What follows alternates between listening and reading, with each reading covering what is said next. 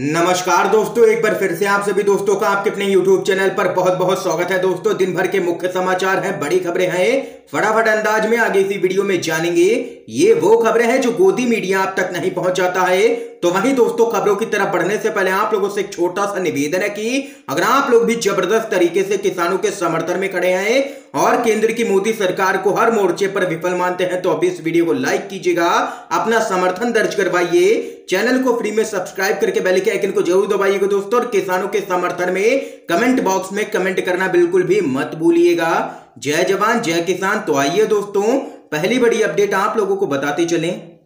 किसानों का जबरदस्त विरोध, हेलीपैड पर पहुंचे किसानों ने किया है हंगामा, सीएम धामी के खिलाफ की है नारेबाजी, पुलिस से झड़प। आप लोगों को बताते चले, बीजेपी के कई दिग्गज नेताओं का लगातार किसानों के द्वारा विरोध किया जा रहा है।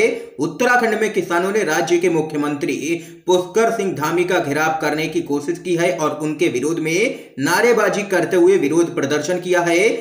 आप लोगों को बताते चलें, सीएम धामी एक कार्यक्रम में यहां पर पहुंचने वाले थे, तब कार्यक्रम की खबर किसानों को मिली और वो किसी तरह सीएम के हेलीकॉप्टर के उतरने के स्थान तक पहुंच गए और वहां पर काफी हंगामा भी देखने को मिला है। पुलिस ने किसानों को रोकने में काफी जद्दोजहद की और इस दौरान किसानों और पुलिस के बीच में झड़प भी देखने को मिली है। यहां पर देख सकते हैं कि लगातार बीजेपी नेताओं का किसानों के द्वारा विरोध किया जा रहा है।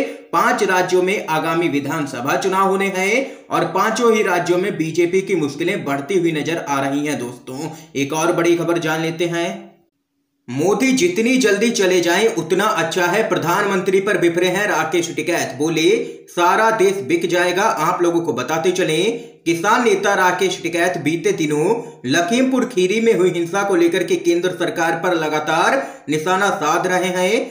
और वहीं आप लोगों को बताते चले, राकेश टिकैत ने कोयले की कमी का मुद्दा भी उठाया है। उन्होंने कहा है कि ये लोग बिजली प्राइवेट कंपनियों को बेचेंगे। अभी 7 रुपए यूनिट है, ये सीधा 15 रुपए हो जाएगी। प्राइवेट कंपनियों को बिजली देने के कारण जबरदस्ती कोयले की कमी दिखाएंगे। अगर मोदी 2024 में नहीं हटा तो बहुत परेशानी हो जाएगी। और वहीं राकेश टिकैत आके कहते हैं कि किसानों के लिए कानून काले हैं और देश के लिए मोदी काला है। जितना जल्दी चला जाए उतनी राहत मिलेगी देश की जनता को, ये यहां पर कहना है राकेश टिकैत का। और जबरदस्त तरीके से इस बार पीएम मोदी को ले लिया है टिकैत ने निशाने पर। एक और बड़ी खबर आ रही है सामने। लखीमपुर खीरी हिंसा, किसानों की कुचल करके हत्या कर दी गई। एनसीपी के प्रमुख शरद पवार बोले केंद्रीय मंत्री और सीएम योगी को तुरंत इस्तीफा देना चाहिए। आप लोगों को बताते चलें, राष्ट्रवादी कांग्रेस पार्टी के अध्यक्ष शरद पवार ने उत्तर प्रदेश सरकार पर हमला बोला है। एनसीपी प्रमुख ने कहा है कि लखीमपुर खीरी में किसानों की कुचल करके हत्या कर दी गई। किसानों का आरोप है कि गृह राज्य मंत्री का बेटा वहां पर मौजूद था और वहीं कोर्ट के अवलोकन के बाद उन्हें गिरफ्तार कर लिया गया है। सत्ता पक्ष को स्टैंड लेना चाहिए, ना तो यूपी के सीएम बच सकते हैं और ना ही गृह राज्य मंत्री बच सकते हैं। गृह राज्य मंत्री तुरंत इस्तीफा दें। और वहीं शरद पवार ने दावा किया है कि विपक्ष को निशाना बनाने के लिए सीबीआई, ईडी और एनसीबी समेत केंद्रीय एजेंसियों का यहां पर मोदी सरकार के द्वारा लगातार दुरुपयोग किया जा रहा है और अब मोदी सरकार बेलगाम होती जा रही है। ये यहां पर शरद पवार ने जोरदार हमला बोला है। दोस्तों, एक और बड़ी खबर बताते चले आप लोगों को।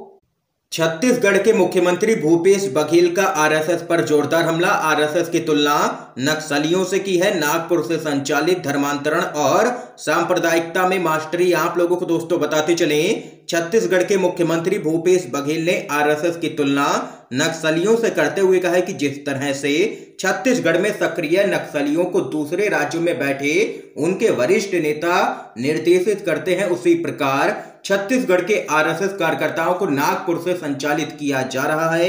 भूपेश बघेल ने आगे कहा है कि आरएसएस की केवल 2 विषय में ही मास्टरी है, पहला धर्मांतरण और दूसरा सांप्रदायिकता। यह दोनों में ही लड़ाने का काम कर रहे हैं। ये यहाँ पर जबरदस्त तरीके से छत्तीसगढ़ के मुख्यमंत्री आरएसएस पर भड़के हैं। एक और बड़ी खबर जान लेते हैं। हरियाणा चुनाव को लेकर के बोले हैं भाजपा के नेता, अब गारंटी नहीं है कि मोदी के नाम पर वोट मिल जाए। आप लोगों को बताते चलें, पीएम मोदी की लोकप्रियता दिन पर दिन गिरती ही जा रही है। आप लोगों को बताते चलें, एक वक्त था जब देश में आम चुनाव और विधानसभा के चुनावों में कई बार वोट उनके नाम और चेहरे पर मिलता था, लेकिन आप लोगों को बताते चले पिछले करीब एक साल से चल रहे किसान आंदोलन ने इसको यहां पर पूरी तरीके से कुछ हद तक नकारात्मक रूप से प्रभावित किया है। किसान आंदोलन में सबसे ज्यादा पंजाब, हरियाणा, राजस्थान, पश्चिमी यूपी के किसान शामिल हैं और वहीं इसको लेकर के केंद्रीय मंत्री राव इंद्रजीत सिंह ने पार्टी की आंतरिक बैठक में कहा है कि भाजपा को तीसरी बार हरियाणा जीतने के लिए काफी संघर्ष करना पड़ेगा। अब पीएम मोदी के नाम पर वोट नहीं मिलेंगे। बैठक में उन्होंने कहा है कि नरेंद्र मोदी के नाम पर वोट मिलने की यहां पर कोई भी गारंटी नहीं है। ये यहां पर दोस्तों देख सकते हैं कि भाजपा के नेताओं को भी एहसास होने लगा है कि जनता के बीच में पीएम मोदी और बीजेपी को लेकर के आक्रोश यहां पर बढ़ने लगा है। दोस्तों एक और बड़ी खबर आप लोगों को बताते चलें, पूर्व प्रधानमंत्री डॉक्टर मनमोहन सिंह की तबीयत बिगड़ी है, एम्स में किए गए हैं भर्ती। आप लोगों को बताते चलें, पूर्व प्रधानमंत्री और कांग्रेस पार्टी के वरिष्ठ नेता डॉक्टर मनमोहन सिंह की तबीयत बिगड़ने के बाद उन्हें इलाज के लिए नई दिल्ली के एम्स में यहां पर भर्ती करवाया गया है। फिलहाल उनकी तबीयत स्थिर है और वहीं कई दिग्गज नेताओं ने यहां पर पूर्व प्रधानमंत्री डॉक्टर मनमोहन सिंह के जल्द से जल्द स्वस्थ होने की भी कामना की है। दोस्तों इस बीच एक और बड़ी खबर आ रही है सामने। अब जयपुर एयरपोर्ट भी अडानी के नियंत्रण में मोदी सरकार ने 50 साल के लिए लीज पर सौंपा। आप लोगों को दोस्तों बताते चलें, केंद्र सरकार ने जयपुर इंटरनेशनल एयरपोर्ट का नियंत्रण भी अडानी समूह को दे दिया है। अडानी समूह ने इस एयरपोर्ट का नियंत्रण एयरपोर्ट अथॉरिटी ऑफ इंडिया से हासिल कर लिया है। आप लोगों को बताते चलें, अडानी ग्रुप के पास पहले से ही 6 एयरपोर्ट पर कब्जा था और अब जयपुर इंटरनेशनल एयरपोर्ट भी अडानी के नियंत्रण में आ चुका है। अडानी के पास अब कुल 7 एयरपोर्ट का मैनेजमेंट है। और वहीं बताते चलें, केंद्र सरकार ने अडानी समूह को 50 साल के लिए यह एयरपोर्ट यहां पर लीज पर दे दिया है। देख सकते हैं कि एक एक करके सभी सरकारी संपत्तियों को बेचे जा रही है मोदी सरकार, वो भी अपने चुनिंदा मित्रों को। एक और बड़ी खबर दोस्तों बताते चलें, यूपी विधानसभा चुनाव 2022 अखिलेश यादव बोले सपा की सरकार आने पर 3 गुना की जाएगी समाजवादी पेंशन योजना की राशि। आप लोगों को बताते चलें, समाजवादी पार्टी के अध्यक्ष अखिलेश यादव ने भारतीय जनता पार्टी की आलोचना करते हुए कहा है कि बीजेपी उस केंद्रीय मंत्री के खिलाफ कभी भी कार्रवाई नहीं करेगी जिनका बेटा लखीमपुर खीरी हिंसा के सिलसिले में गिरफ्तार हुआ है। इसके साथ ही कहा है कि बुंदेलखंड की जनता बीजेपी के खिलाफ इतने वोट डालेगी कि उसके वोटों पर बुलडोजर चल जाएगा।